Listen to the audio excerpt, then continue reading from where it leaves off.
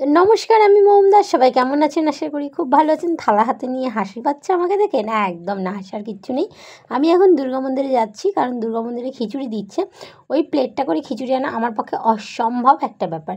এই দেখুন, দুর্গা মন্দিরে এখানে খিচুড়ি দেওয়া হচ্ছে, দেখতেই পাচ্ছেন আপনারা। সবাই ভিড় করে রং খেলে ভিড় করে জমেছে, এরাও রং মাখামাখি অবস্থায় রয়েছে।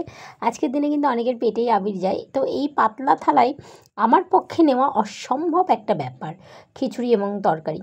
যাই হোক, এই দেখুন, এই যে খিচুড়িটা আমি নিয়ে নিয়েছি থালায় করে, এবং তরকারিটাও নিয়ে নিয়েছি। তারপর আমি আর মা হাঁটতে হাঁটতে চলে যাচ্ছি কালী মন্দিরের উদ্দেশ্যে। সেখানে গিয়ে খিচুড়ি খাবো। দুর্গা মন্দিরে খিচুড়িটা থাকলেও ওটা পরে বাড়ি এসে খাবো আমরা।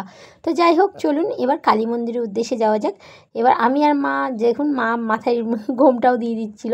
তো যাই হোক, আমি কালী মন্দির অলরেডি পৌঁছে গেছি হাঁটতে হাঁটতে মাকে নিয়ে। তো এইবার আমরা মানে কি দুজনে মিলে এই পাশ দিকে যাব কালী মন্দিরের। তো কালী মন্দিরের পাশ থেকে গিয়ে খিচুড়িটা নেব। চলে এসেছি মন্দিরের কাছে, ওই যে খিচুড়ি দেওয়া হচ্ছে আমাদের শিব মন্দিরের পাশেই।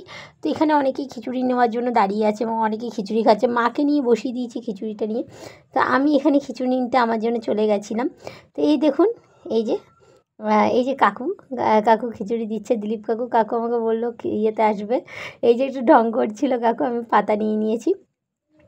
এই যে এখানে আমাকে খিচুড়ি দেওয়া হলো। এখানে বহু ভক্তরা এখানে প্রসাদ গ্রহণ করছিল।